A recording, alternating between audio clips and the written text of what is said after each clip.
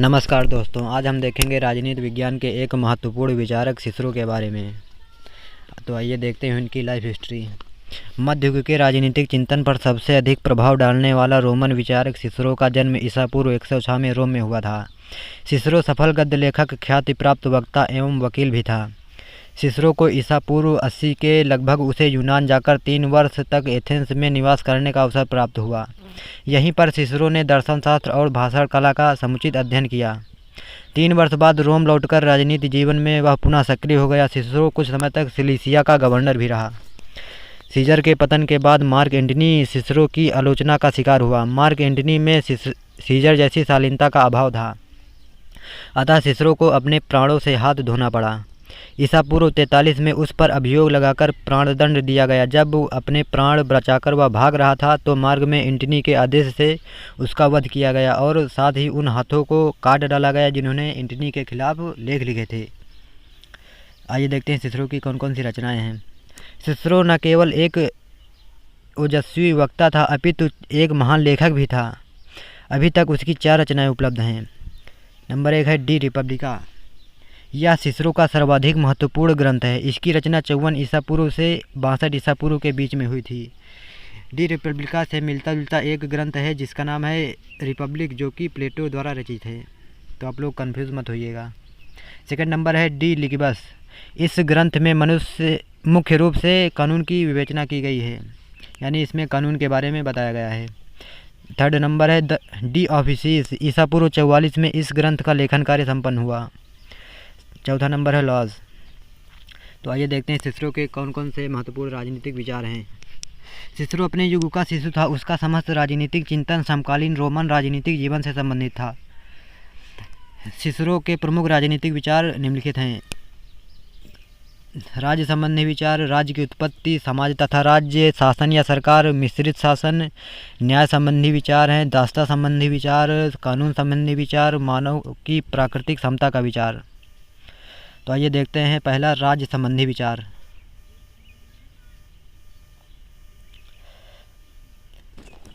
राज्य को सिसरो जनता का विषय मानता है। जो सिसरो है वो राज्य को जनता का विषय मानता है। सिसरो राज्य की परिभाषा इस प्रकार देता है। कॉमनवेल्थ जनता का है और जनता मनुष्यों की कोई भीड़ नहीं है जो इस प्रकार से एकत्र हो गई है। जनता एकत्रित जनसमूह है जो सामान्य विधि और सामान्य भलाई का उपभोग करने के बंधन में बंधा हुआ है। दूसरे शब्दों में देखते हैं, सिसरो के अनुसार सामूहिक जीवन का विधिवत ढंग से निर्वाह करने के उद्देश्य से जनता ने राज्य का निर्माण किया है। जो जनता है वो राज्य का निर्माण किया है। जनता मनुष्य की कोई भीड़ नहीं है जो किसी प्रकार से एकत्र हो गई है, बल्कि यह बहुत से मनुष्यों का जमाव है जो कानून की संपत्ति और सहचारिता के द्वारा एक साथ है। राज्य की उत्पत्ति। सिसरो राज्य को प्राकृतिक नहीं मानता है, वह इसे निर्मित तथा शासित वर्ग की सहमति का आधार मानता है। थर्ड नंबर है समाज तथा राज्य। सिसरो समाज को राज्य से अधिक प्राचीन मानता है। जो सिसरो है वो समाज को राज्य से अधिक प्राचीन और व्यापक संस्था मानता है। वह यह भी नहीं मानता कि व्यक्ति से पूर्व निर्मित है। वह यह भी नहीं मानता कि राज्य व्यक्ति से पूर्व निर्मित है, यानी सिसरो यह भी नहीं मानता है कि जो राज्य है वह जो व्यक्ति से पहले निर्मित है अथवा व्यक्ति के लिए प्राकृतिक है। शासन या सरकार। सिसरो के अनुसार राज्य को कायम रखने के लिए सरकार या शासनाधिकारी का होना आवश्यक है।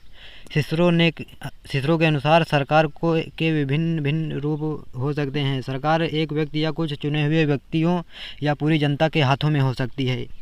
जो सरकार है वो एक व्यक्ति या चुने हुए व्यक्तियों या पूरी जनता के हाथों में हो सकती है। सिसरो के अनुसार सिसरो ने सरकार के 3 रूप माने हैं। राजतंत्र है, कुलीन तंत्र है और थर्ड नंबर है प्रजातंत्र। आइए देखते हैं मिश्रित शासन के बारे में। सिसरो ने शासन के 3 रूप राजतंत्र, कुलीन तंत्र तथा प्रजातंत्र माने हैं। वह यह कहता है कि जब शासन का उद्देश्य न्याय ही नहीं रहता तो राजतंत्र दूषित होकर निरंकुश तंत्र, कुलीन तंत्र धनिक तंत्र में तथा प्रजातंत्र विकृत होकर भीड़ तंत्र में परिवर्तित हो जाता है। यानी सिसरो का मानना है जब शासन का उद्देश्य न्याय नहीं रह जाता है तो राजतंत्र बदलकर निरंकुश तंत्र तथा कुलीन तंत्र बदलकर धनिक तंत्र तथा प्रजातंत्र बदलकर भीड़ तंत्र हो जाती है।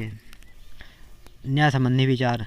सिसरो ने न्याय के विचार को अपने आदर्श राज्य का केंद्रीय विषय माना है। जो सिसरो है उसने न्याय के विचार को अपने राज्य का केंद्रीय विषय माना है। सिसरो के अनुसार अधिकारों की रक्षा न्याय का मूल अधिकार है। जो सिसरो कहता है अधिकारों की रक्षा न्याय का मूल आधार है।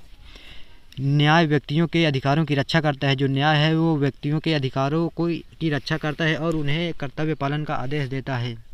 दासता संबंधी विचार। जो सिसरो है वो दास प्रथा को अस्वीकार करता है। कानून संबंधी विचार। तो आइए देखते हैं कानून संबंधी विचार। नंबर फर्स्ट है, वह शाश्वत एवं अपरिवर्तनशील प्राकृतिक कानून में विश्वास रखता है। सेकंड नंबर है प्राकृतिक कानून। प्राकृतिक कानून ईश्वरीय वस्तु है। जो प्राकृतिक कानून है वो ईश्वर द्वारा प्रदत्त है। थर्ड नंबर है, यह सार्वभौमिक तथा सार्वकालिक है, यानी यह हर जगह अवेलेबल है। फोर्थ नंबर है, यह मानव को उसके कर्तव्य एवं अकर्तव्य तथा उचित एवं अनुचित का ज्ञान कराता है, यानी सही या गलत का उस मनुष्य को ज्ञान कराता है। पाँचवा नंबर है, यह सही एवं श्रेष्ठ विवेकजन्य है, यह निर्मित नहीं है। छठा नंबर है, प्राकृतिक कानून राज्य निर्मित कानून से श्रेष्ठ है। जो प्राकृतिक कानून है वो राज्य द्वारा जो कानून निर्मित होते हैं वो उनसे श्रेष्ठ है। वीडियो देखने के लिए बहुत बहुत धन्यवाद दोस्तों।